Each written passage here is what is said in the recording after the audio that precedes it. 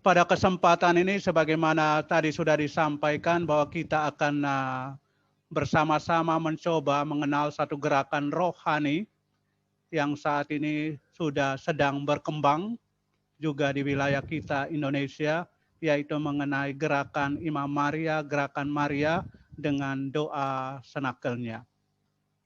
Tentu di mana-mana juga muncul beberapa kelompok doa senakel. Ya. Doa senakel dan juga dengan gerakan Imam Maria sebetulnya sudah cukup lama dikenal di beberapa tempat, di Keuskupan Jakarta dan juga beberapa keuskupan lain. Di beberapa tempat awalnya dikira gerakan Imam Maria ini hanya untuk para imam. Atau juga lebih berkembang hanya untuk keluarga dari para imam dan calon imam. Oleh karena itu, keluarga dari para imam dan calon imam ini berkumpul bersama untuk mendoakan saudara mereka yang menjadi imam. Tapi saya kira pemahaman ini dalam arti pada awalnya perlu dilihat kembali sehubungan dengan gerakan ini dalam perjalanan sejarahnya dan juga perjalanan perkembangannya hingga saat ini. Mungkin juga banyak di antara kita, banyak di antara umat yang belum memahami sepenuhnya gerakan rohani ini. Oleh karena itu, pada kesempatan yang indah ini, di saat kita bersama-sama berkumpul, tadi undang sedikit mengenal senakel, gerakan Imam Maria dan gerakan Maria. Mengapa disebut senakel, lalu juga mengapa gerakan Imam Maria, lalu kemudian gerakan Maria. Gerakan Imam Maria atau di kemudian GIM, gerakan Maria, GM, dan doa senakel ini tidak bisa dilepaskan dari seorang pribadi. Seorang pastor namanya Don Stefano Gobbi. Ia hidup dari di Italia, berasal dari Como, Italia, dan ia ditabiskan menjadi imam pada tahun 1964. Itu berarti di tahun di mana Konsili Vatikan kedua terjadi. Dan ia dilahirkan pada tanggal 22 Maret 1930 dan meninggal pada tanggal 29 Juni 2011. Dan dia juga pernah datang ke Indonesia pada tahun 1993 dalam satu kesempatan retret bersama para imam di Cisarua, Bogor. Ya. Gerakan ini bermula dari kapel penampakan di Fatima, Portugal. Itu terjadi pada tanggal 8 Mei 1972. Pada saat itu, Don Stefano Gobbi ini melakukan sebuah ziarah ke Fatima. Tujuan dari peziarahannya ke sana adalah berasal dari sebuah keprihatinan besar atas situasi saat itu. Sebuah keprihatinan kehidupan para imam yang tentu juga berimbas pada kehidupan umat beriman, kehidupan gereja. Oleh karena itu dia berziarah ke Fatima ini untuk mendoakan sejumlah imam yang sedang mengalami krisis panggilan. Barangkali Bapak Ibu yang senior yang cukup barangkali dalam perjalanan waktu di tahun 70-an mungkin masih kenal banyak imam yang juga mengundurkan diri meninggalkan jalan panggilan imamatnya. Krisis besar terjadi pada tahun 70-an setelah katakanlah Konsili Vatikan kedua. Oleh karena itu Don Stefano Gobbi ini pergi untuk mendoakan sejumlah imam yang mengalami hal itu. Mengalami krisis panggilan, bahkan bukan hanya mengalami krisis panggilan, ada imam yang tergoda untuk membentuk sebuah persekutuan yang menentang otoritas gereja. Oleh karena itu situasi yang tidak gampang sebetulnya yang juga dialami oleh Don Stefano Gobbi, situasi gereja saat itu setelah Konsili Vatikan kedua. Dan dalam doa itu, dari kedalaman hatinya, Don Stefano Gobbi sungguh mengalami kasih Tuhan, kasih Bunda Maria yang luar biasa. Ia merasakan di dalam hatinya yang terdalam bahwa Bunda Maria berkenan menggunakannya sebagai alat kecil dan sederhana. Bunda Maria mau memakai Don Stefano Gobbi ini untuk berdoa dan menyelamatkan para imam. Oleh karena itu kita lihat bahwa sejak awal satu gerakan yang sangat indah, suatu gerakan spiritual, gerakan rohani berawal dari suatu keprihatinan yang besar terhadap kehidupan gereja, khususnya kehidupan para imam. Oleh karena itu melalui gerakan Imam Maria Cenakel ini, Bunda Maria ingin menghimpun para imam yang menerima undangannya untuk menyerahkan diri kepada hatinya yang tidak bernoda. Jadi sekali lagi, Don Stefano Gobbi merasakan dalam hatinya yang paling dalam, Bunda Maria berkenan memakainya untuk berdoa dan menyelamatkan para imam. Dan itu memulai dengan gerakan Imam Maria Cenakel. Bunda Maria ingin menghimpun para imam yang mau menerima undangan Bunda Maria melalui Don Stefano Gobbi ini untuk menyerahkan diri kepada hatinya yang tidak bernoda. Untuk sekali lagi menyerahkan diri kepada hati Bunda Maria yang tak bernoda. Dengan menghimpun para imam dalam sebuah komunitas, dalam arti sebuah gerakan Imam Maria ini dalam doa Cenakel, maka sebuah pasukan kuat akan terbentuk. Suatu pasukan kuat yang tersebar di seluruh penjuru dunia untuk bersama Bunda Maria. Oleh karena itu pada tanggal 28 Januari 1975, dalam sebuah lokusi batin, yaitu pesan Bunda Maria melalui Don Stefano Gobbi, Bunda Maria berpesan, "Hai putraku, bersiaplah menghimpun kembali putra-putraku." Putra-putraku ini tidak lain adalah para imam. Ikutilah petunjuk-petunjuk yang telah aku beritahukan kepadamu.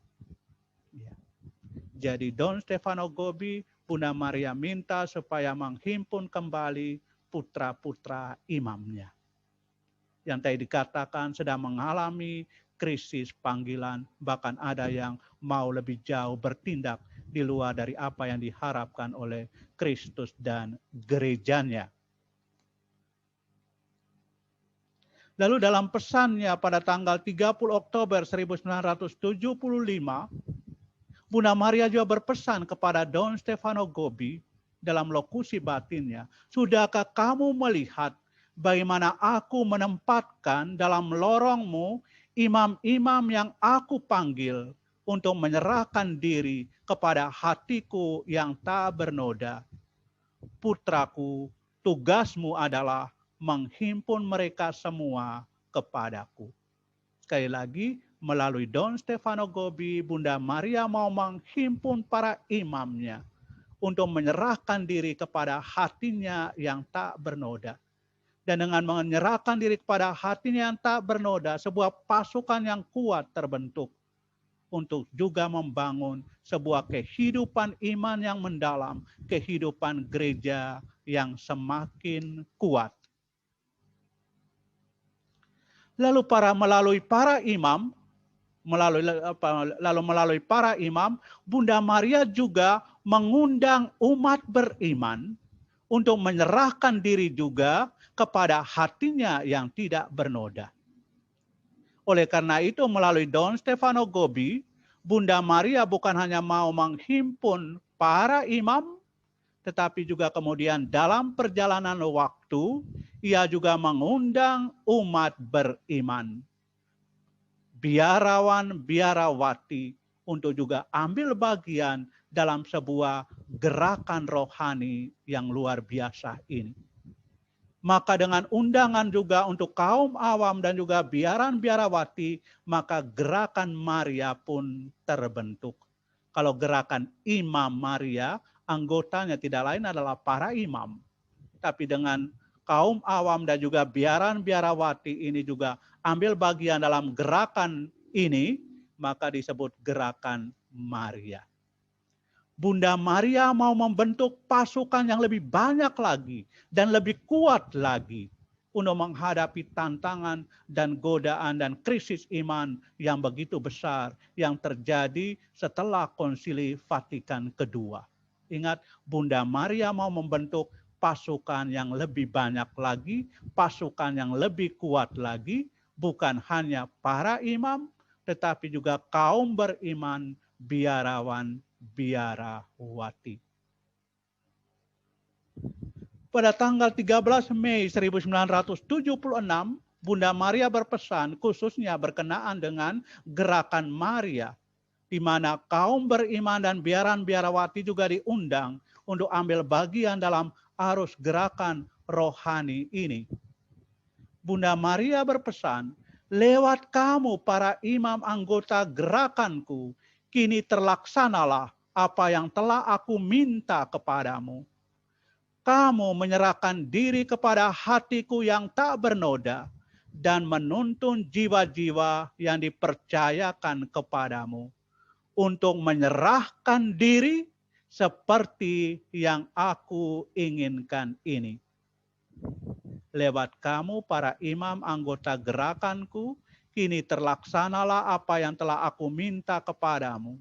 Kamu menyerahkan diri kepada hatiku yang tak bernoda dan menuntun jiwa-jiwa, tentu umat beriman, yang dipercayakan kepadamu untuk menyerahkan diri seperti yang aku inginkan ini. Setiap orang harus menyerahkan diri kepada hatiku yang tak bernoda. Dan lewat kamu para imam, banyak anakku akan melaksanakan penyerahan ini. Jadi sekali lagi melalui para imam mereka juga punya tugas untuk menghimpun semakin banyak orang untuk ambil bagian dalam penyerahan diri kepada hati Maria yang tak bernoda. Lalu selanjutnya berkenaan dengan senakel dan pesan Fatimah. Kalau kita melihat gerakan rohani ini yang dimulai oleh Don Stefano Gobbi, doa senakel gerakan Imam Maria dan gerakan Maria, sebetulnya apa yang sudah disampaikan oleh Bunda Maria di Fatimah sungguh sejalan. Karena juga dalam lebih dari 100 tahun yang lampau di tahun 1917, dalam penampakannya Bunda Maria juga mengundang melalui ketiga anak gembala, Jacinta, Francesco, dan Lucia, untuk juga ambil bagian dalam arti menyerahkan diri kepada hatinya yang tak bernoda. Secara khusus dalam penampakan kedua, 13 Juni 1917, Bunda Maria menyampaikan bahwa Fransiskus dan Jacinta akan meninggal lebih awal.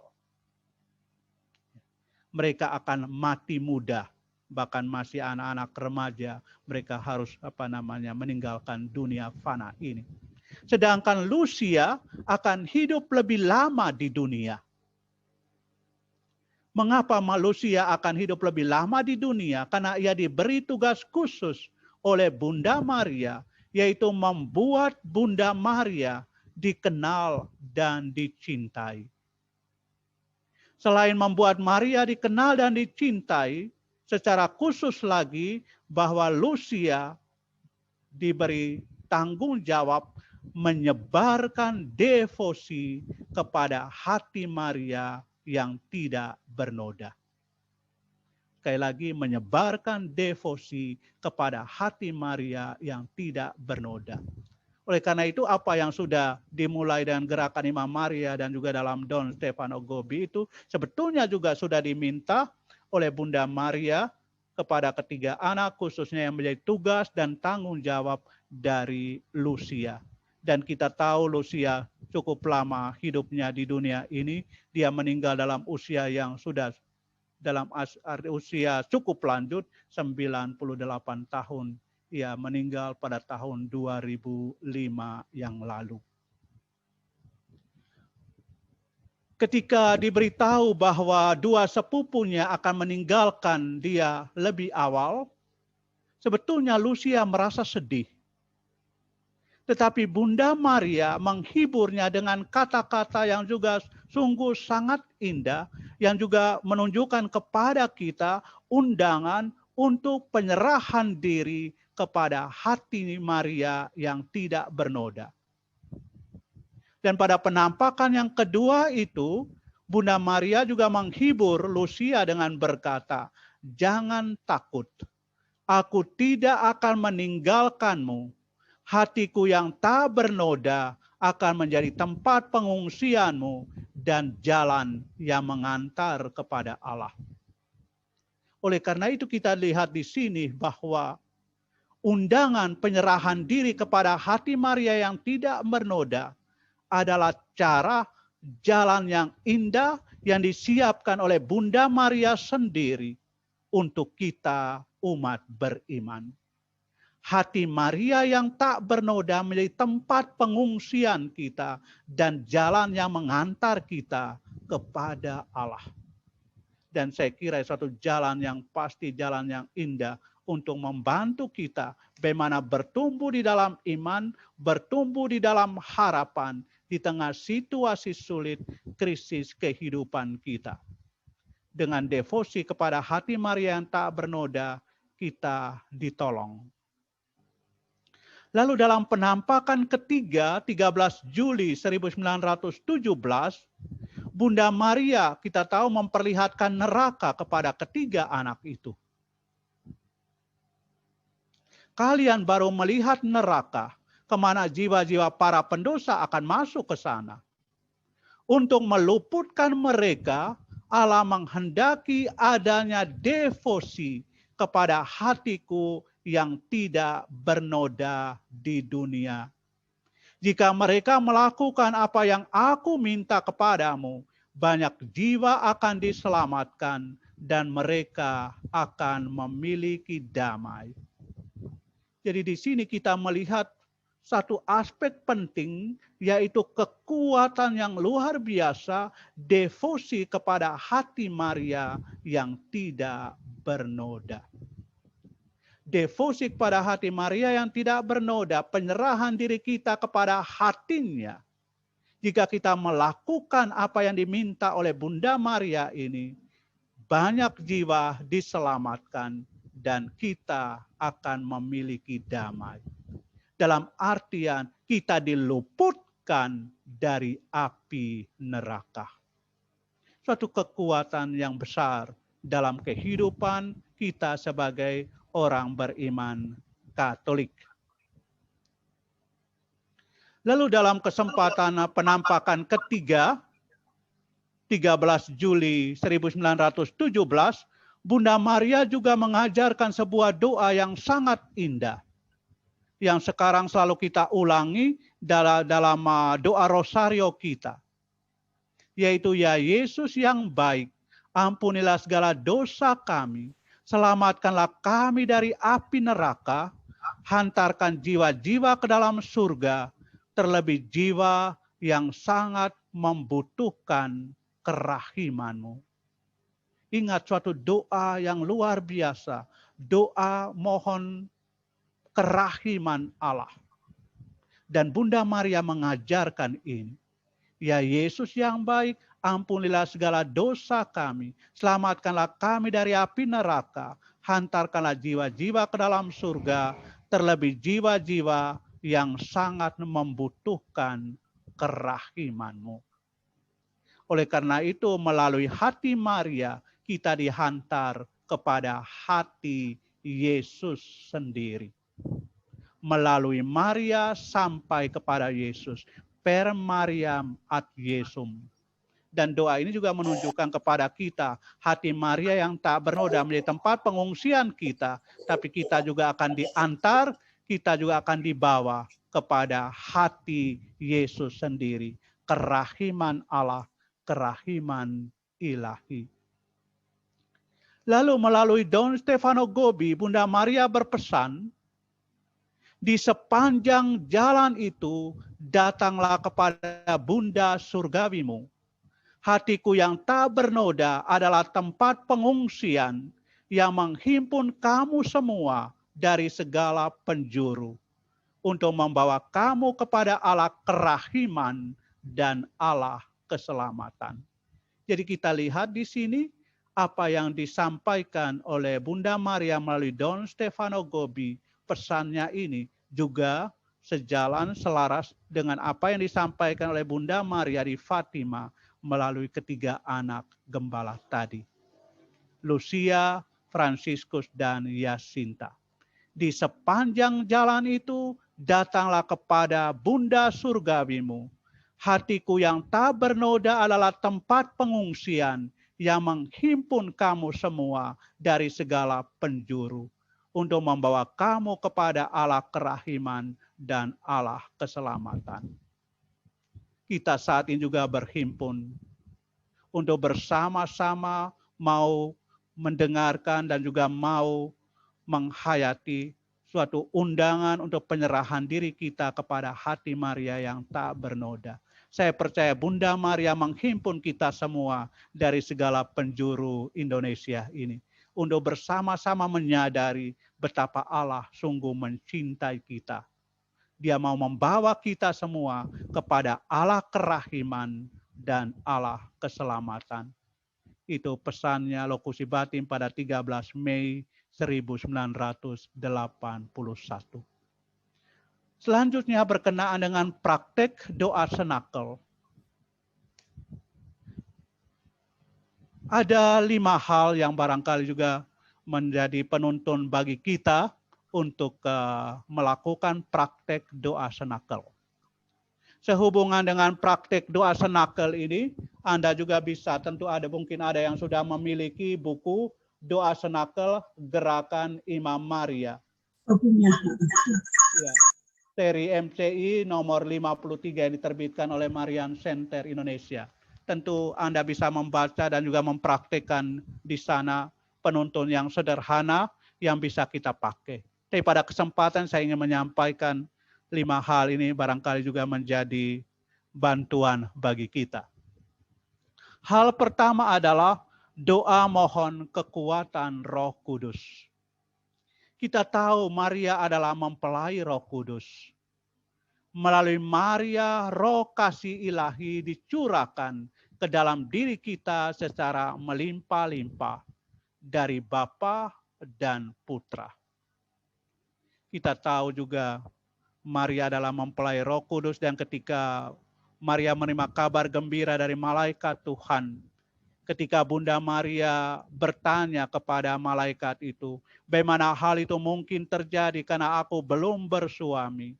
Lalu malaikat itu juga satu hal yang sangat penting kita perhatikan, Roh Kudus sendiri akan turun menaungi engkau, sehingga anak yang akan kau lahirkan itu akan disebut kudus, anak Allah. Jadi Maria adalah mempelai Roh Kudus. Kemudian kepada Don Stefano Gobbi, Bunda Maria berpesan, hatiku yang tak bernoda adalah gerbang emas. Lewat gerbang ini roh ilahi melintas mencapai kamu.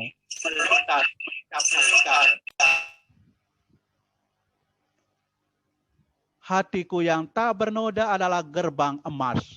Lewat gerbang ini roh ilahi melintas mencapai kamu. Jadi kita akan mendapatkan kekuatan Roh Kudus, antara lain juga melalui Bunda Maria.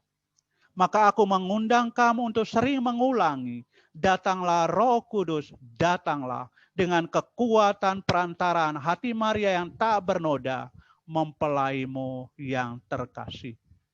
Jadi kita tahu bahwa kedatangan Yesus Kristus Sang Sabda menjadi manusia dengan kekuatan Roh Kudus, tapi peran Bunda Maria juga ada di sini. Lalu juga ketika peristiwa Pentakosta, Roh Kudus turun atas para rasul, Bunda Maria juga hadir dalam doa bersama menantikan kuasa dari Allah yang maha tinggi. Maka aku mengundang kamu untuk sering mengulangi, datanglah Roh Kudus, datanglah dengan kekuatan perantaraan hati Maria yang tak bernoda, mempelaimu yang terkasih. Oleh karena itu ketika doa senakel diadakan, biasanya juga dengan seruan ini sebanyak 3 kali. Datanglah Roh Kudus, datanglah dengan kekuatan perantaraan hati Maria yang tak bernoda, mempelaimu yang terkasih. Doa mohon kuasa Roh Kudus ini sebetulnya mengingatkan kita juga akan kehadiran Bunda Maria di ruang atas.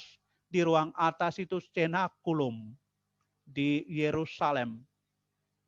Maka kemudian kita tahu doa yang dipakai untuk gerakan ini, gerakan Maria, gerakan Imam Maria disebut doa senakel. Mengingatkan akan kehadiran Bunda Maria bersama para rasul di ruang atas dalam doa bersama menantikan kedatangan Roh Kudus. Jadi Bunda Maria di ruang atas senakulum itu di Yerusalem bersama para rasul, dan inilah kemudian dilihat sebagai senakel pertama. Lalu sebelum kenaikannya ke surga, sesungguhnya Yesus berpesan kepada para muridnya, dan aku akan mengirimkan kepadamu apa yang dijanjikan Bapa-Ku, tetapi kamu harus tinggal di dalam kota ini sampai kamu diperlengkapi dengan kekuasaan dari tempat tinggi.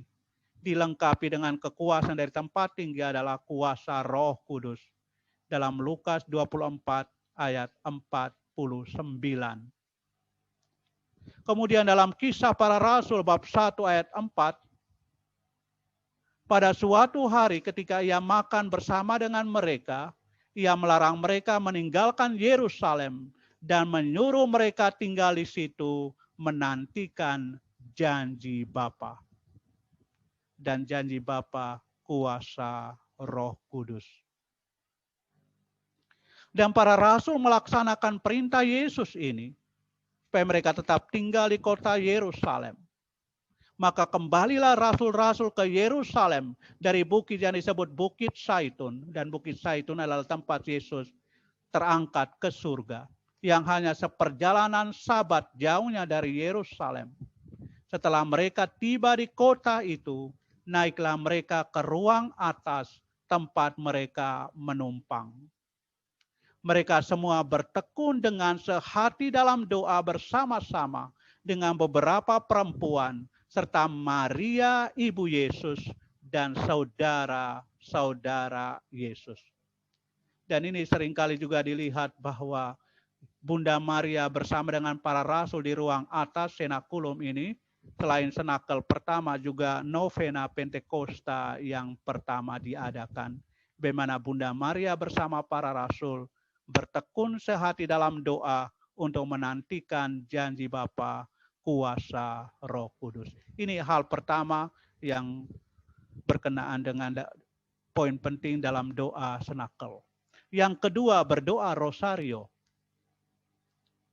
Melalui Don Stefano Gobbi, Bunda Maria berpesan, aku sendiri telah turun dari surga untuk minta kepadamu mendaraskan doa rosario ini. Ini disampaikan melalui Don Stefano Gobbi pada 7 Oktober 1979. Dan sesungguhnya kalau kita lihat pesan Fatima, mulai dari penampakan yang pertama 13 Mei 1917 sampai dengan penampakan terakhir 13 Oktober 1917, itu Bunda Maria satu hal yang selalu ia minta adalah supaya ketiga anak gembala itu berdoa rosario setiap hari. Jadi salah satu poin penting di dalam pesan Fatima adalah berdoa. Dan salah satu doa yang ditawarkan adalah doa rosario.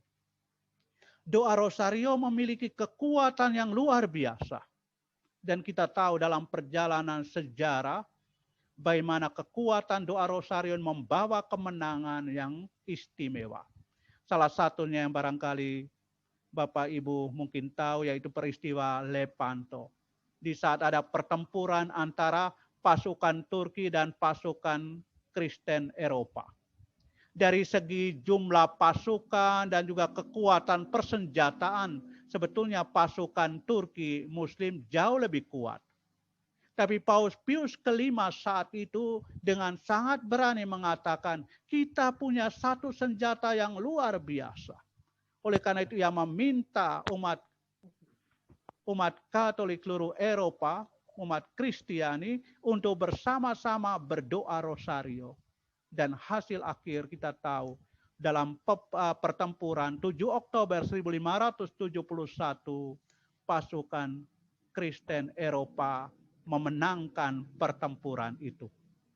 Lalu dalam perjalanan waktu, Paus Pius kelima ini menetapkan 7 Oktober sebagai peringatan Maria Ratu Rosari. Nanti dalam perjalanan Paus Leo ke-13 menetapkan bukan hanya 7 Oktober diperingati Maria Ratu Rosari, tetapi seluruh bulan Oktober menjadi bulan Rosario. Dan kita kenal hingga saat ini, yaitu Oktober sebagai bulan Rosario, mengingatkan peristiwa Lepanto ini. Lalu Bunda Maria dalam pesannya kepada Don Stefano Gobbi, ya, mengatakan, dengan doa ini kamu mempersembahkan Bunda Surgawi, kekuatan yang amat besar untuk campur tangan demi keselamatan banyak anakku yang tersesat dan untuk menghalau kejadian-kejadian yang menyakitkan sesuai dengan rencana bundawi hatiku yang tak bernoda.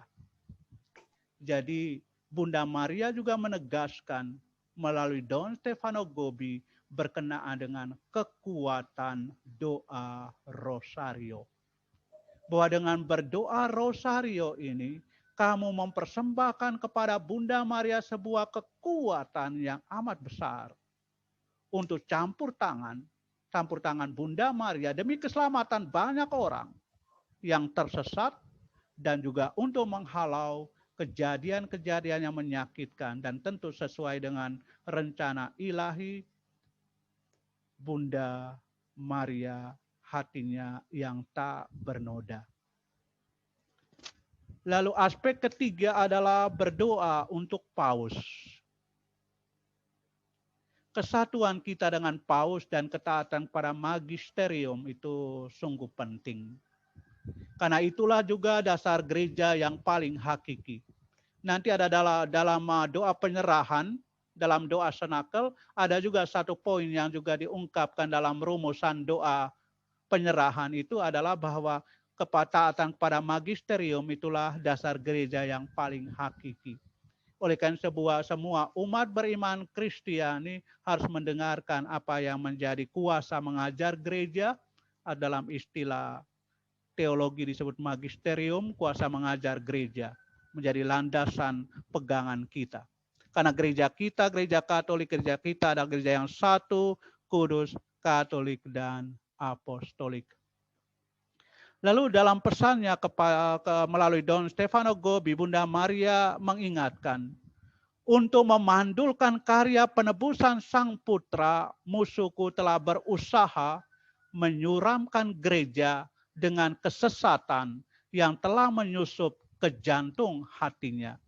Dan dengan ketidaksetiaan yang merajalela seperti kanker yang mengerikan, upayanya ini telah mencapai titik konfrontasi dengan Paus yang ditetapkan Yesus dalam gereja sebagai pusat kesatuan dan penjaga kebenaran. Jadi Paus dilihat sebagai gereja sebagai pusat kesatuan dan penjaga kebenaran. Dan kita diminta untuk tetap setia bagaimana dengan magisterium ketaatan kita kepada Paus. Ada seorang uskup sudah meninggal, yaitu Kardinal Fulton Sheen, mengatakan barangkali barang siapa yang tidak taat kepada Paus, justru ia akan direkrut oleh setan. barang siapa tidak taat kepada paus akan direkrut oleh setan. Ya, sebuah kalimat yang menegaskan kepada kita bagaimana ketaatan kita kepada gereja, kepada magisterium.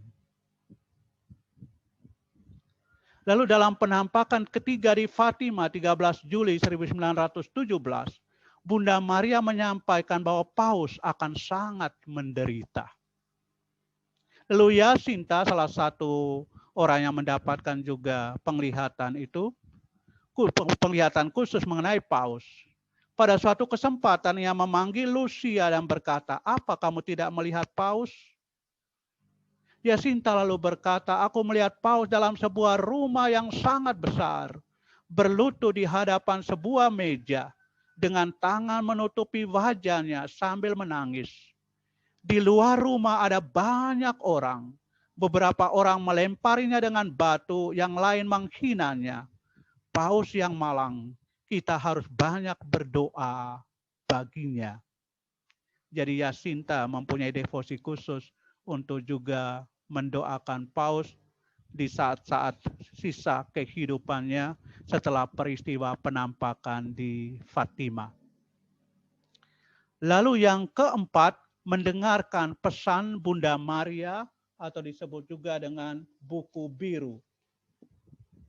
Mengenai pesan Bunda Maria buku biru itu juga ada buku tebal 2 jilid dengan judul Kepada Para Imam, Putra-Putra Terkasih Bunda Maria.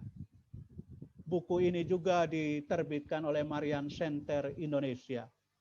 Anda juga bisa memilikinya dengan tentu dengan mengontak pihak Marian Center Indonesia di Tomang, Jakarta Barat.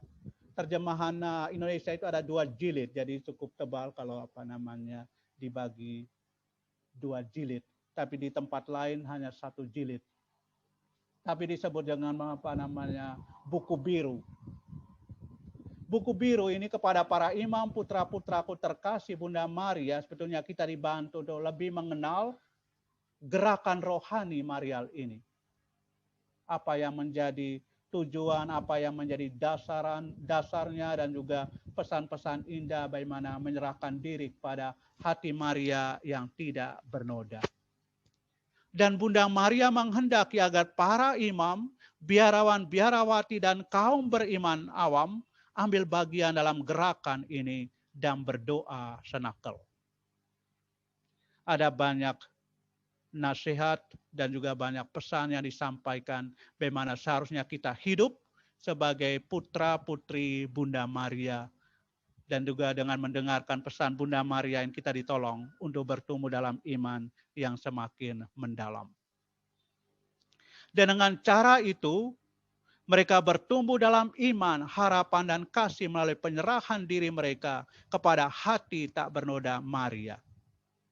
Oleh karena itu dalam rangkaian doa senakel, juga nanti ada bagian di mana mendengarkan pesan Bunda Maria melalui buku biru ini. Setelah dibacakan beberapa poin pesan, itulah juga ada penjelasan katekese untuk menolong kita memahami apa yang disampaikan oleh Bunda Maria. Melalui buku tersebut, melalui pesannya kepada Don Stefano Gobbi, kita menjadi murid Kristus, laskar Yesus yang sejati, dan menjadi pasukan yang handal dari Bunda Surgawi. Ya. Mengenai buku biru tersebut, Bunda Maria berkata kepada Don Stefano Gobbi dalam suatu kesempatan 29 Agustus 1973. Kumpulkanlah dalam sebuah buku kecil apa yang telah aku sampaikan kepadamu. Kamu tidak usah cemas sedikit pun mengenai bagaimana mencetaknya. Bapa pengakuanmu akan menyediakan segala sesuatu. Dan buku ini harus disebarkan secepat mungkin di kalangan para imam. Ia akan menjadi alat yang aku gunakan untuk menghimpun mereka dari segala penjuru. Dan dengan buku ini, aku akan membentuk pasukanku yang tak terkalahkan.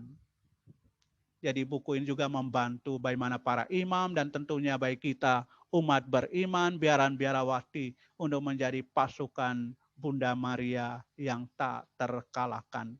Karena berpedomankan pada iman, harap, dan kasih.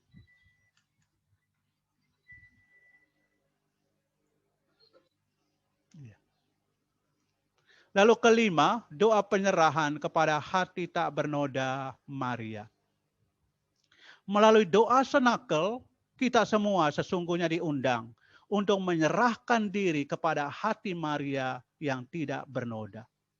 Yang mau menunjukkan kepada kita bahwa kehidupan kita sebagai orang beriman, kita tidak bisa mengandalkan diri kita sendiri.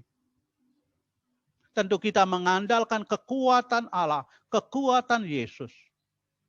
Dan kemudian kita sebagai putra-putri Bunda Maria, anak-anak Maria, tentu kita juga dalam melakukan segala sesuatu dalam misi ini, tentu tidak bisa mengandalkan diri kita sendiri. Kita mengandalkan kekuatan surgawi. Bunda Maria menolong kita. Dan melalui hati tak bernoda Maria, kita akan dibimbing kepada Yesus sendiri. Hati Maria yang tak bernoda akan membimbing kita kepada hati putranya terkasih, Tuhan kita Yesus Kristus. Bunda Maria berpesan melalui Don Stefano Gobi ini, bersama gerakan Imam Maria, hari ini aku mengundang semua anak gereja untuk berhimpun dalam doa senakel, beruntun bersamaku, Bunda Surgawimu. Aku mengundang semua uskup, imam, biaran-biarawati, dan kaum beriman. Jadi sekali lagi Bunda Maria mengundang semua uskup, imam, biaran-biarawati, dan kaum beriman. Hatiku yang tak bernoda adalah tempat untuk senakel yang baru, yang rohani dan universal. Jadi kalau senakel yang pertama itu di ruang atas, secara fisik di ruang atas senakulum, dan tentu kita semua yang hadir di sini, barangkali ada yang barangkali punya kesempatan pergi ke sana atau apa, barangkali ada yang tidak punya kesempatan ke sana. Tetapi hati tak bernoda Maria adalah tempat untuk senakel yang baru. Sekali lagi, tempat untuk senakel yang baru adalah hati Maria sendiri. Tempat senakel yang baru, yang rohani dan universal. Bunda Maria menyediakan hatinya menjadi tempat senakel kita untuk bersama-sama berkumpul untuk mendapatkan kekuatan Roh Kudus, kekuatan dari atas. Kamu harus masuk ke dalamnya lewat doa penyerahanmu yang menyerahkan kamu kepadaku untuk selama-lamanya, sehingga aku dapat mempersatukan suaramu dengan suaraku dalam memohon agar anugerah Pentakosta kedua turun atas gereja dan atas seluruh umat manusia. Kalau Pentakosta pertama itulah Roh Kudus turun ke atas para rasul, peristiwa Pentakosta yang pertama lebih dari 2000 tahun yang lampau. Pentakosta kedua juga akan turun atas gereja dan atas seluruh umat manusia melalui hati Maria yang tidak bernoda. Lalu berikutnya mengenai cara berdoa senakel.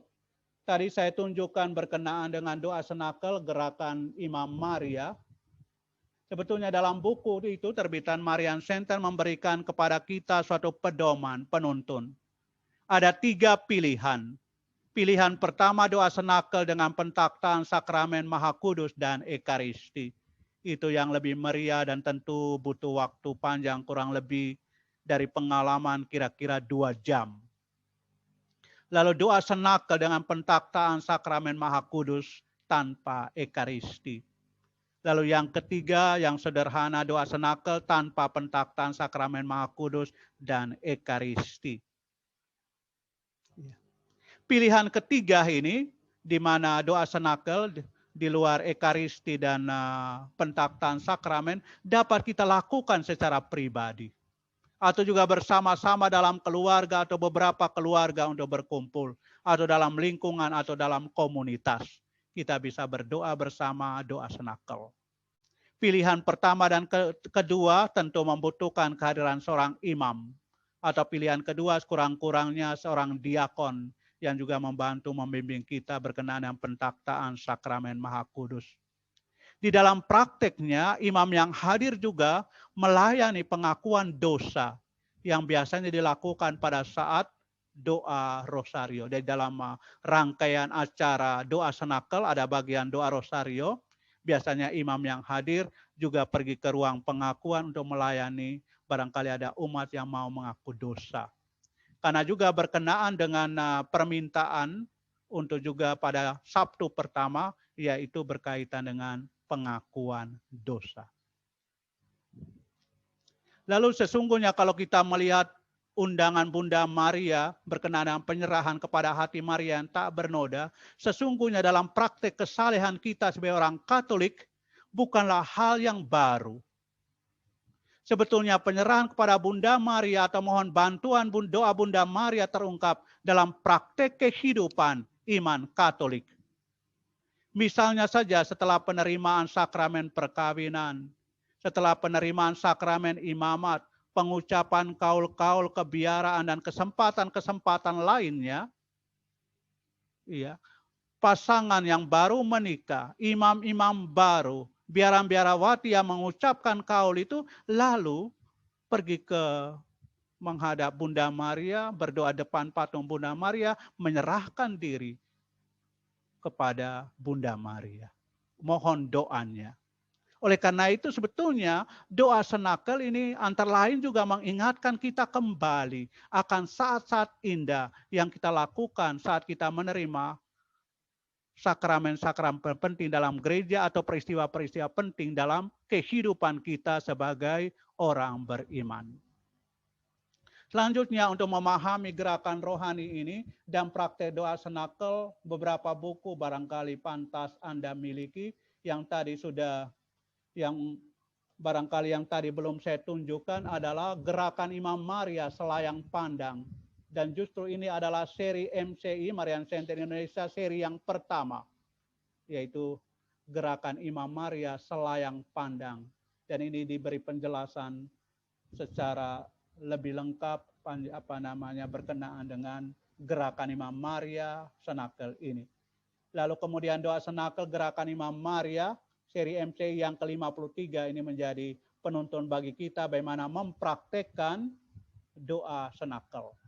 Kemudian yang ketiga kepada para imam putra-putra terkasih Bunda Maria, ada 2 jilid yang barangkali juga bisa Anda miliki untuk menolong mempraktekkan doa senakel ini. Demikianlah Bapak Ibu, saudara-saudariku yang terkasih, apa yang bisa saya sampaikan pada kesempatan ini. Kurang lebih sudah 50-an menit.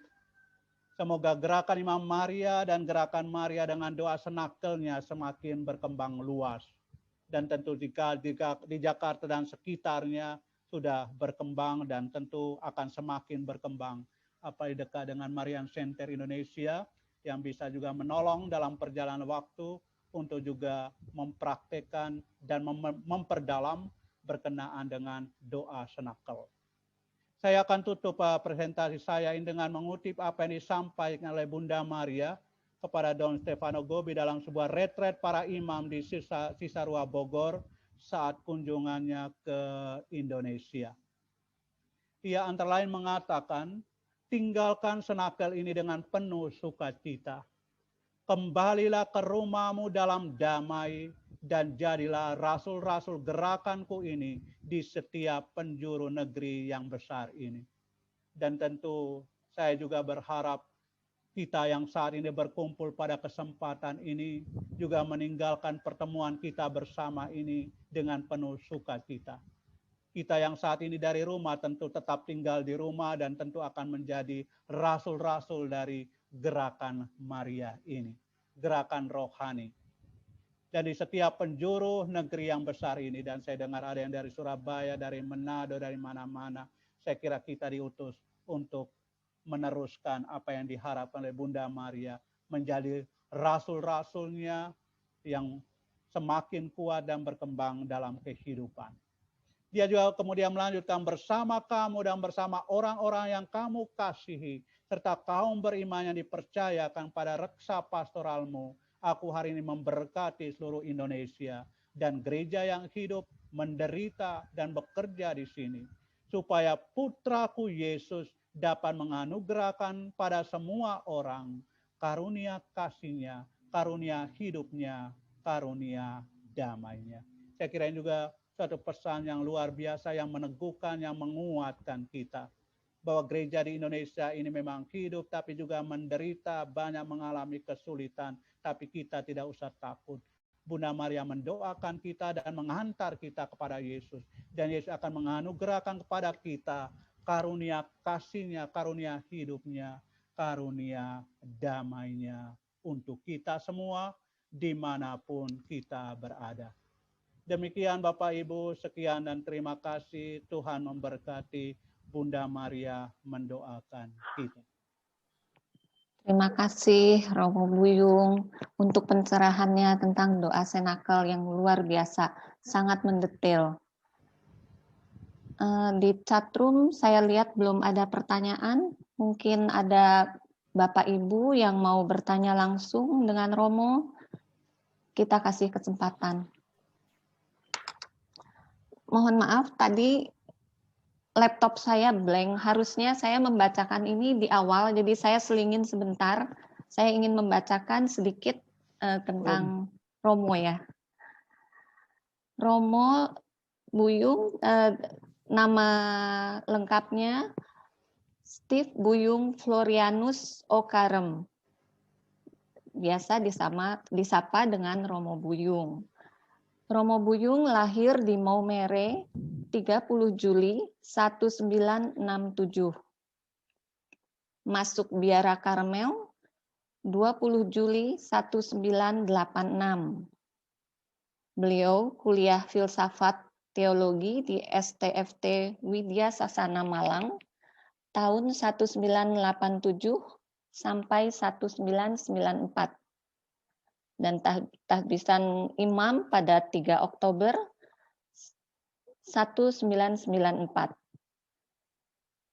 Pada tahun 2015 sampai 2018 pernah bertugas di Marian Center Indonesia MCI di Jakarta. Dan saat ini sejak dari tahun 2018 sampai sekarang, Romo Steve Buyung menjadi pimpinan Ordo Karmel Komisariat Indonesia Timur di mana Romo? Di Maumere? Ya, di Maumere. Di Maumere. Itu sedikit tentang Romo Buyung. Silahkan Bapak Ibu, kalau ada pertanyaan bisa buka aja mic-nya, langsung bertanya pada Romo. Masih ada waktu kan ya Romo ya? Romo, ini ada yang bertanya juga tuh katanya. Apakah doa senakal itu boleh didoakan secara pribadi? Tentu ya, tadi kan Romo sudah bicara ya boleh ya, tapi mohon juga Romo mungkin bisa jawab juga. Iya, itu pertanyaan dari Suster Beata. Ya, kalau kita lihat dari buku pegangan doa senakal Gerakan Imam Maria, itu pada pilihan yang ketiga, itu di luar Ekaristi dan di luar pentakhtan Sakramen Maha Kudus, itu bisa kita lakukan secara pribadi atau bersama-sama dalam keluarga atau juga di dalam lingkungan. Kita juga mendoakan ini. Kadang-kadang juga kalau pas bulan Oktober atau bulan Mei, kita hanya doa rosario saja. Tapi kalau barangkali dalam kesempatan itu kita juga bisa memakai yang lebih lengkap berkenaan dengan doa senakal. Ya, ya. Demikian. Romo, terima kasih. Romo, saya juga ingin tanya ya, gerakan senakal ini saya tahu akan ada nasional dan internasional. Itu bagaimana sampai bisa begitu, Romo? Ya. Jadi artinya misalnya kita di Indonesia itu apakah ada satu komunitas khusus? Jadi misalnya kalau ingin membentuk satu senakal itu, apa kita harus mendaftar untuk bergabung di Nusantara ini? Untuk bagaimana Romo? Mohon penjelasannya. Terima kasih. Biasanya gerakan-gerakan rohani, gerakan-gerakan spiritual seperti ini biasanya juga tentu ada inisiatif-inisiatif dari umat beriman. Ya, berkenaan dengan hal ini. Kemudian berapa orang mulai ya. Kemudian dalam perjalanan waktu mereka tentu juga tidak bisa dibiarkan berjalan sendirian. Ya. tentu mereka juga perlu menyampaikan misalnya ke pastor setempat bahwa ada komunitas ini. Tentu juga pastor dengan tugasnya sebagai seorang pastor, dia juga akan mengayomi semua komunitas, sehingga dengan demikian mereka juga dibantu untuk pembinaannya, pendampingannya. Sehingga dengan demikian akan terus bertumbuh dalam perjalanan. Tentu juga mereka pastor juga akan melihat komunitas ini bagaimana. Tentu bagaimana sejarahnya, bagaimana pedomannya, dan tentu sehingga juga tidak salah langkah, tidak salah arah di dalam perjalanan waktu. Karena gerakan rohani yang muncul dalam gereja banyak juga inisiatif-inisiatif umat beriman, tapi juga ada yang butuh seleksi, butuh pantauan dari pihak gereja agar juga membawa orang sungguh-sungguh untuk bertumbuh di dalam iman yang semakin mendalam, bukan sebaliknya. Kalau dari apa yang saya alami di Maumere, seringkali juga beberapa pastor mulai juga di paroki menghimpun beberapa umat, atau juga ada umat yang mulai lalu kemudian pastornya mendampingi.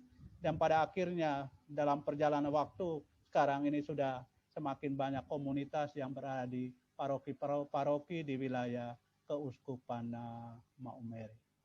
Ya. Romo, saya menanya. Halo. Terima kasih Romo. Romo, saya menanya. Gerakan doa senakel ini sama nggak dengan devosi Sabtu pertama yang kemuliaan 5 Sabtu pertama yang disuruh Bunda Maria kepada Suster Lucia? Iya, berkenaan dengan hal itu, tentu doa senakel ini, sebagaimana tadi saya sampaikan, itu berkenaan dengan apa yang dimulai oleh Don Stefano Gobbi dalam suatu datang ke ziarah ke Fatima dalam sebuah keprihatinan berkaitan dengan kehidupan para imam setelah Konsili Vatikan kedua. Sedangkan devosi 5 Sabtu pertama ini sudah jauh lebih dahulu, yaitu setelah penampakan di Fatima, khususnya apa yang menjadi tugas dan misi dari Lucia. Dan mengapa 5 Sabtu pertama? Mengapa 5 Sabtu pertama? Karena juga berkenaan dengan 5 luka yang dialami oleh Bunda Maria. Ya, berkenaan dengan kehidupan, ya katakanlah praktek kehidupan umat beriman yang dalam arti tertentu melukai hati Bunda Maria. Ada sebetulnya 5 luka yang dialami. Pertama, karena banyak orang atau katakanlah ada orang yang tidak mengakui Maria sebagai Bunda Allah. Lalu tidak mengakui Maria yang tetap perawan. Kemudian tidak mengakui Maria yang dikandung tanpa noda dosa. Kemudian juga ada orang yang menjauhkan kita atau juga orang-orang Katolik lainnya dari devosi kepada Bunda Maria, dari penghormatan kepada Bunda Maria. Lalu yang luka yang kelima adalah bahwa tidak sedikit orang juga yang merusak gambar atau juga patung Bunda Maria. Kemudian dari devosi 5 Sabtu pertama, inilah setiap Sabtu pertama sampai 5 Sabtu untuk sebagai sarana silih, tanda silih, pemulihan kepada hati Maria yang tidak bernoda. Ini tidak berarti bahwa 5 Sabtu pertama lalu berhenti, setelah 5 dilanjutkan.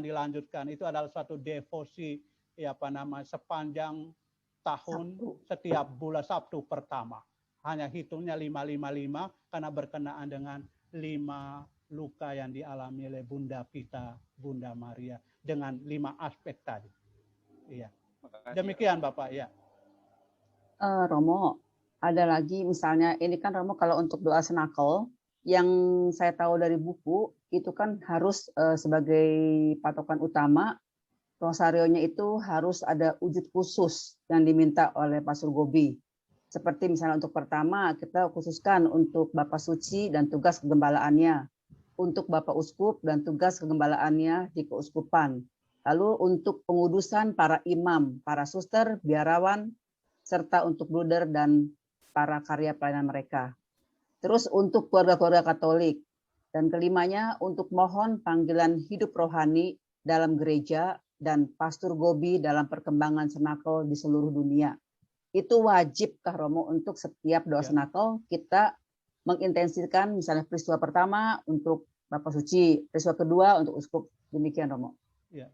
Sehubungan dengan intisari yang berkaitan dengan doa senakel, kalau kita melihat dari penjelasan buku yang kita terima dan juga berkenaan dengan pesan-pesan Bunda Maria melalui Don Stefano Gobbi, intinya sebetulnya pada penyerahan kita kepada Bunda Maria. Penyerahan kepada hati tak bernoda Maria.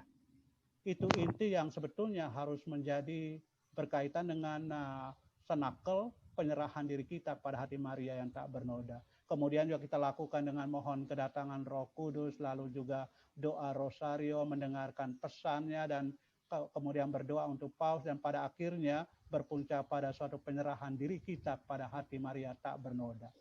Intensi-intensi yang tadi disebutkan sebetulnya bisa kita pakai di dalam doa rosario kita, di dalam tentunya setiap doa senakel ada doa rosarionya, tentu ada 5 peristiwa yang kita doakan. Baiklah, itu juga intensi-intensi itu bisa kita pakai. Kalau kita merasakan bahwa itu begitu penting dan patut kita doakan untuk tadi berapa intensi yang tadi disebutkan, itu akan sangat berguna. Tapi tidak berarti kalau kita tidak didoakan lalu kita kemudian doa senakel kita batal, saya kira tidak. Intinya justru pada penyerahan diri kita kepada hati Maria. Paham, Romo. Ya. Terima kasih. Romo, sorry mau nanya lagi. Waktu yang berdoa senakel itu apakah harus Sabtu atau hari-hari bisa boleh, Romo?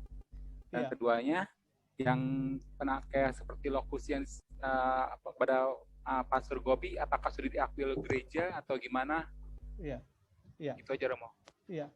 Pertama, berkenaan dengan doa senakel, memang kalau kita lihat dari apa yang penyerahan devosi pada hati Maria tak bernoda, itu waktu yang terbaik adalah hari Sabtu pertama. Tapi ini tidak berarti bahwa kalau demikian hanya hari Sabtu pertama, kita berdoa kapan saja. Kita bisa berdoa, doa senakel ini kapan saja. Kalau umat bisa berkumpul bersama atau kita punya tetapkan hari ya kapan yang terbaik.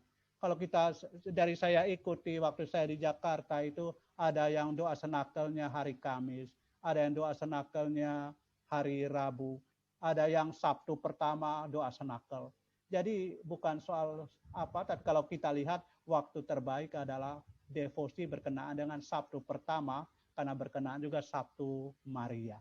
Itu waktu yang katakanlah devosi yang sangat berkembang. Tapi tidak menutup kemungkinan untuk juga kita mendoakannya di hari-hari lain. Yang penting bahwa dari hati kita yang terdalam, kita mau menyerahkan diri kita kepada hati Maria yang tak bernoda. Dan tadi sudah saya sampaikan, hati Maria tak bernoda, kekuatan yang luar biasa. Tempat pengungsian kita, ruang senakel kita yang baru, dan akan mengantar kita kepada Allah, kepada Yesus sendiri. Kemudian yang kedua mengenai lokusi batin apa segala macam, kalau kita lihat apa yang disampaikan dalam buku ini dalam bagian awal, itu juga ada ditunjukkan beberapa 1-2 uskup yang memberikan izin cetak Panama segala. Mau menunjukkan kepada kita bahwa dari apa yang disampaikan, bahwa pesan-pesan yang disampaikan kepada Don Stefano Gobbi dalam lokusi batin, isinya tidak bertentangan dengan apa yang menjadi ajaran gereja Katolik. Isinya yang disampaikan. Soal ini menjadi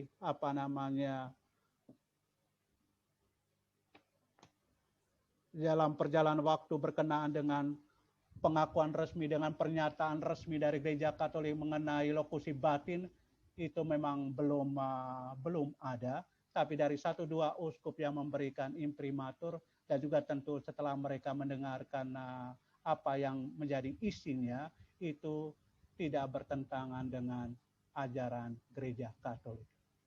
Makanya tadi juga saya tunjukkan bahwa apa yang disampaikan oleh Bunda Maria melalui Don Stefano Gobbi juga sebetulnya sesuai atau juga mirip dengan apa yang disampaikan oleh Bunda Maria kepada ketiga anak gembala di Fatima. Ya, demikian. Oh, Romo, buku yang sekarang udah ada imprimatur ya, Mo ya? Ya.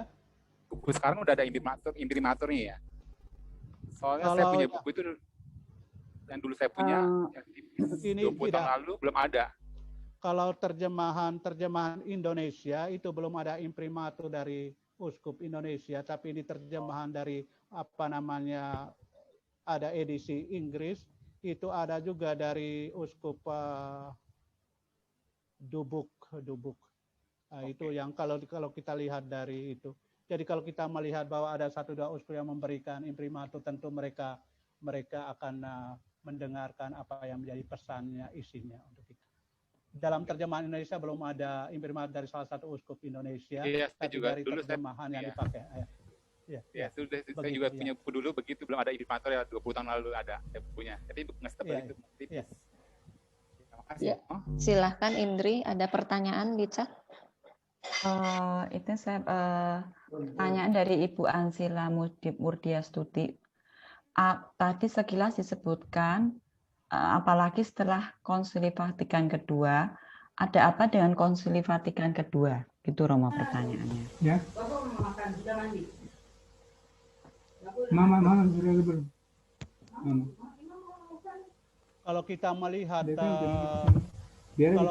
kita intisari yang menjadi semangat Konsili Vatikan kedua, tentu dari Paus Yohanes ke-23, ya, sebetulnya dia mempunyai semangat untuk membuka jendela gereja supaya dibuka dan semangat pembaharuan. Sehingga kalau dilihat dari apa yang satu kata Italia yang seringkali barangkali juga Bapak Ibu dengarkan, aggiornamento, ya, aggiornamento, itu suatu gerakan untuk menghari ini kan, ya. Jadi untuk membaharui gereja dengan situasi yang ada. Dan kalau kita lihat bahwa dari dokumen-dokumen yang ada dan tentu membuat suatu keputusan penting berkait dengan situasi gereja, keputusan besar berkenaan dengan pembaharuan dalam gereja Katolik dengan semangat Konsili Vatikan kedua. Dan harus kita akui bahwa ada yang terbuka menerima pembaharuan ini, tapi juga ada yang kita tahu di sana sini mendengarkan atau juga membaca belum terbuka untuk juga mendengarkan, menerima. Ya. Soal situasi penting, situasi berkaitan dengan Konsili Vatikan kedua, apa yang terjadi dan seterusnya, saya tidak mendalami secara khusus. Ya. Saya tidak mendalam secara khusus sehingga saya tidak bisa memberikan secara detail berkenaan dengan apa yang terjadi dalam Konsili Vatikan sehingga mempengaruhi bahwa antara lain juga bahwa ada imam yang mengambil keputusan untuk meninggalkan jalan panggilannya. Tapi ya saya kira poin penting Konsili Vatikan kedua sebetulnya Paus Yohanes ke-23 ingin juga supaya gereja membuka jendelanya untuk juga angin segar masuk untuk dibaharui. Demikian. Baik, terima kasih Romo. Kemudian pertanyaan berikutnya dari Prasetyo Wibowo. Bagaimana menurut Romo Buyung mengenai penampakan Bunda Maria kepada Father Stefano Gobbi? Ya. Mengenai apa yang dialami oleh Don Stefano Gobbi ini, apa yang dialami oleh Don Stefano Gobbi sebetulnya bukan penampakan dalam arti seperti Lucia, Jacinta, dan Francesco. Bukan. Tapi itu suatu pengalaman batin, maka disebut lokusi batin. Ya, berkenaan lokusi batin itu berarti juga dalam hati yang paling mendalam, kemudian juga pengalaman rohani yang istimewa, kemudian Bunda Maria berbicara melalui Don Stefano Gobbi. Jadi dia tulis apa yang ada dalam kedalaman hatinya, ya. Ya, dan ini tentu pengalaman istimewa, pengalaman rohani, pengalaman mistik yang dialami oleh Don Stefano Gobbi yang barangkali juga tidak bisa kita jelaskan dengan secara ini suatu pengalaman spiritual, ya, pengalaman rohani, ya. Jadi bukan dalam arti yang penampakan yang penglihatan seperti yang lain seperti di Fatima atau di Lourdes. Ini pengalaman batin, ya, pengalaman rohani. Ya, berkenaan dengan apa yang dialami oleh Don Stefano Gobbi. Ya, demikian Ibu. Baik, terima kasih Romo. Kemudian pertanyaan berikutnya dari Suster Beata, apakah ada pendampingan pembinaan secara periodik unit KIM seperti kelompok doa meditasi Kristiani? Ya, kalau dilihat dari kelompok-kelompok yang ada di keuskupan-keuskupan, itu juga ada moderator untuk gerakan doa senakel, gerakan Imam Maria. Sehingga dengan demikian komunitas-komunitas juga ada pembinaan rutin. Tentu juga mengundang pastor-pastor yang juga sedikit mengenal atau juga mau mengenal mengenai doa senakel ini, tentu akan sangat menolong.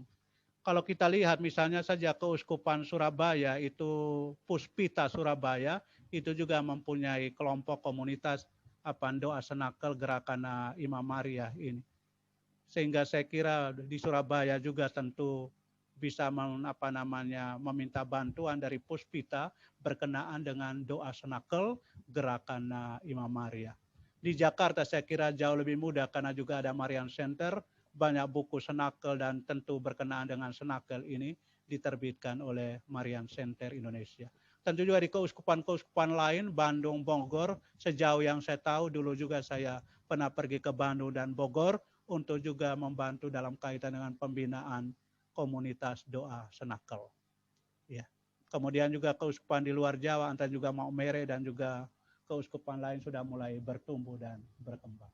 Ya, demikian sedikit penjelasan mengenai pembinaan. Ya, baik. Terima kasih Romo. Kemudian pertanyaan berikutnya dari Suster Justina. Saya akan tanya apakah doa-doa itu ada teksnya selain doa Rosario dengan 5 peristiwa seperti yang pernah saya ikuti di Jalan KS Tobun. Ya, itu masih ada kalau kita lihat pedomannya itu dari buku doa senakel gerakan Imam Maria, seri MCI yang ke-53, di dalamnya juga ada doa-doanya. Ya, berkenaan dengan bagian mohon kedatangan Roh Kudus, berdoa untuk Paus, dan juga doa tambahan-tambahan lainnya yang juga bisa dimasukkan di dalam doa senakel. Misalnya doa untuk para imam, doa untuk dan seterusnya, itu ada dalam buku yang ini, doa senakel gerakan Imam Maria, seri MT yang ke-53 ini. Hingga bisa juga mengontak pihak Marian Center barangkali mau untuk memilikinya. Demikian, Suster. Ya, terima kasih Romo. Kemudian pertanyaan berikutnya dari Ibu Eti. Selama pandemi banyak orang lain sudah banyak online Zoom apapun, sehingga jarang sekali kegiatan doa Rosario juga adorasi di tempat. Biasanya doa setiap hari di gereja setiap hari saja. Bagaimana pendapat Romo? Kabar nasihat LG apa ya ini? Kabar nasihat LG ya. Bu Eti Wulandari mungkin bisa bertanya langsung kali ya Bu untuk menjelaskannya Bu. Ya, sebetulnya saya bisa menangkap apa yang menjadi intisarinya berkenaan dengan situasi kita, saya kira berkenaan dengan situasi pandemi ini. Dengan situasi pandemi ini lalu kita juga tahu bahwa sarana Zoom ini menjadi semakin populer dan juga semakin dimanfaatkan untuk juga hal-hal seperti ini.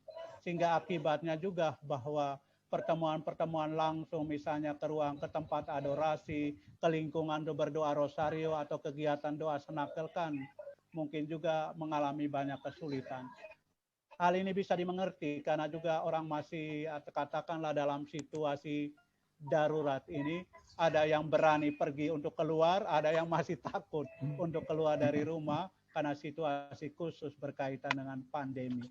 Saya kira kita juga barangkali sebagai orang beriman tentu bersatu dalam doa bersama supaya katakanlah pandemi ini segera berlalu, kemudian juga proses vaksinasi dan seterusnya berjalan lancar, dan kemudian kita semakin kasus-kasus berkenaan dengan orang yang menderita COVID ini semakin menurun dan ditangani dengan baik hingga kita kembali kepada situasi yang katakanlah lebih normal dengan semangat yang baru belajar dari situasi pandemi ini. Dan dengan demikian saya kira kita akan semakin bertumbuh di dalam solidaritas yang semakin mendalam, iman yang semakin mendalam juga dalam menghadapi situasi khusus kita saat ini. Bapa dan Putra dan Roh Kudus. Ya Allah Bapa kami yang penuh belas kasih, kami bersyukur kepadamu karena cintamu yang begitu besar yang kami alami dalam kehidupan kami. khususnya perjumpaan kami dalam kesempatan mendalami bersama, memahami mengenai gerakan Maria, gerakan Imam Maria, dan doa senakel ini. Semoga apa yang kami dapatkan pada kesempatan ini menolong kami untuk semakin bertumbuh dalam iman, harapan, dan kasih melalui Bunda Maria. Berkatilah keluarga kami masing, hidup komunitas, dan karya pelayanan kami, agar dimanapun kami berada, kami sungguh-sungguh menjadi saksi cinta-Mu dalam kehidupan kami, hingga membawa banyak orang kepada Kristus melalui Bunda kami, Bunda Maria. Demi Kristus Tuhan kami.